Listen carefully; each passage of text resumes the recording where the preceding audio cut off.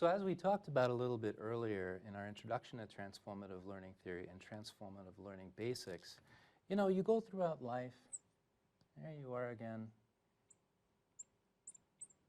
and transformative learning is essentially learning not to take things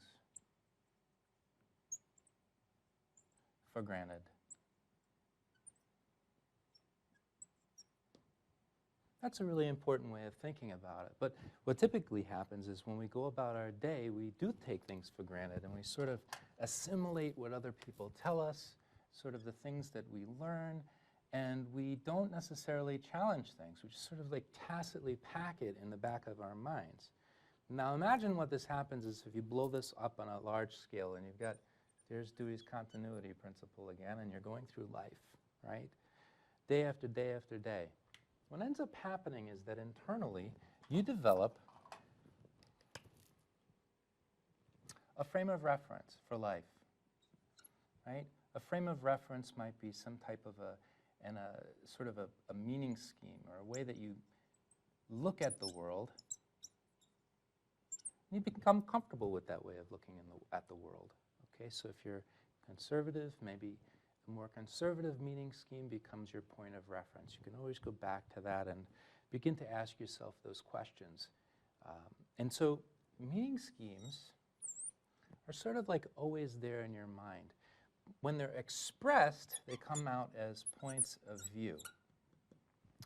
Points of view are just merely words, phrases, stories that express what those meaning schemes are. And you can imagine any number of points of view that you express in a day. It'd be interesting to just study how many points of view come out of one's mouth in one's lifetime.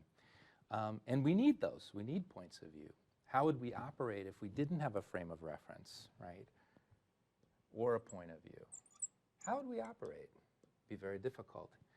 Now, in the background, what's going on is we develop something called habits of mind.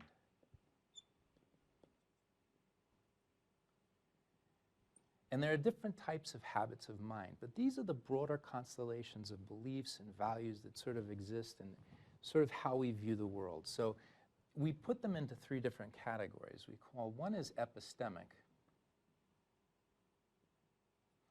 one is sociolinguistic, and another is psychological. And just for a brief overview of habits of mind, epistemic habits of mind is sort of like where you naturally believe knowledge comes from. Where do you go for knowledge? What's your source? And everybody has a different source. Some people source knowledge from religion. Some people source knowledge from books or expertise.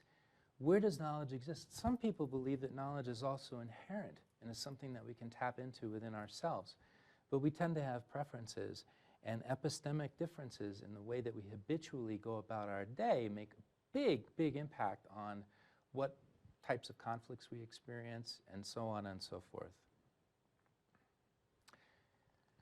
So there are epistemic habits of mind, sociolinguistic habits of mind, and psychological habits of mind.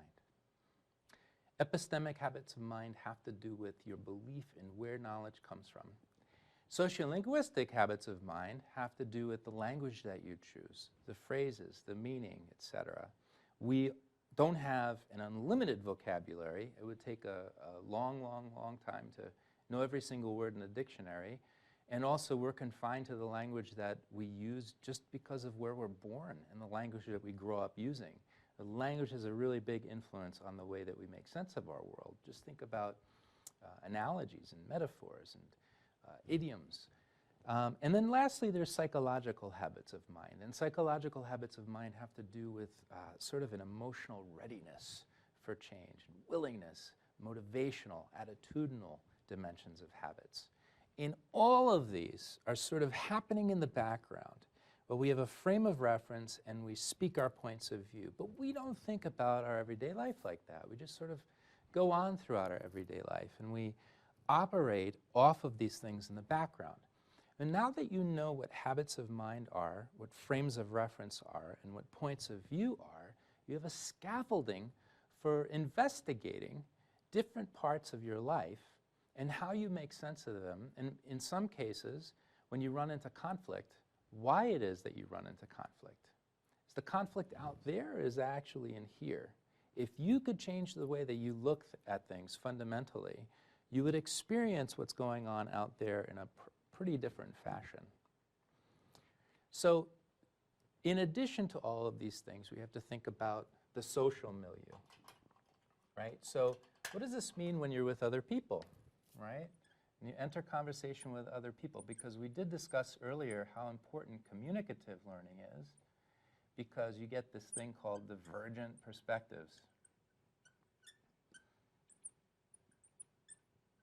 Our perspectives have a sort of valence about them. Like, we tend to, if you imagine them sort of like a constellation of ideas and beliefs, all of those sorts of habits of mind we have, when we meet another individual, we often find ways to connect with similar habits of mind, right?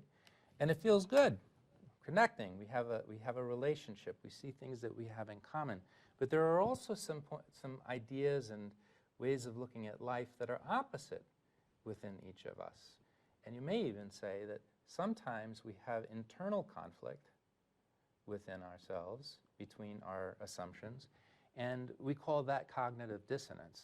So if you think about somebody who is all about healthy living and healthy lifestyle, but they work at a cigarette company, and yet they do believe that paying and getting paid well to take care of their family is also something important, there's lots of tension going on, not only between people, but within ourselves. This is important to keep in mind.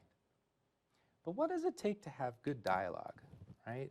When you've got, this is what's going on in our mind, and we can imagine that if we shrank this, this is also going on in the minds of other people, although it looks very different depending on their experience.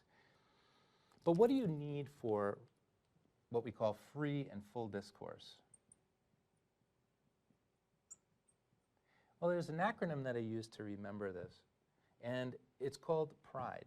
So the first thing is that in order to have a condition for free and full discourse, we have to make sure that the discourse is permeable, that people hold an open mind, that they feel free to try on new ideas, try on new ways of thinking of things, sort of dwell in the question versus jumping to an answer which will come from their own sort of frame of mind. So there's permeable. There's also reflective. In reflective, we talked about the different levels of reflection previously, right? So we know that there are different formats that they can happen in. There's time, so there can be reflection on action and reflection in action. We also know that there can be different levels of reflection, right? Content, process, premise, according to Mesereau, and also descriptive, prescriptive, and paradigmatic, according to Brookfield. So there must be sort of a willingness here to be reflective in dialogue with others in order to see the world in a more fully informed way. It should also be inclusive. So include as many ideas as possible, people from areas that are more distinct from our own, whether through location or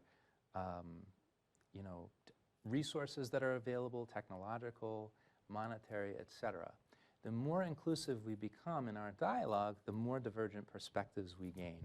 And the more divergent perspectives we gain, the greater potential there is to see our experience in a new way. And last but not least, oh, no, we've got two more. One is discriminatory. This is a little bit different than what we might call discrimination. But the idea is that we can't just accept everything and anything. We've got to make some decisions along the way, because when we go back into real life and we're operating at an organization, let's say, as a leader or a member of a team, we have to choose the words that we're going to say in the moment. Sometimes it's good not to say anything, and that is also a choice. So we have to make certain discriminatory decisions along the way. So dialogue should also be discriminatory. And the very last part of this is the E, so P-R-I-D-E, and this stands for emotional capability to change.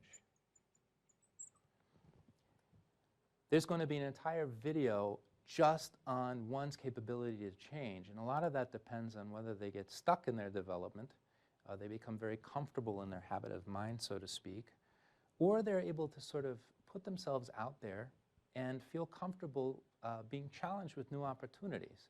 So everyone's different in this regard, and you might say that life's experience has a really great impact on how much that occurs. So now this is transformative learning in a little bit more of a deeper fashion, and what I'm going to do next is break down the 10 steps or the phases of transformation according to Jack Mezirow, and we'll go from there.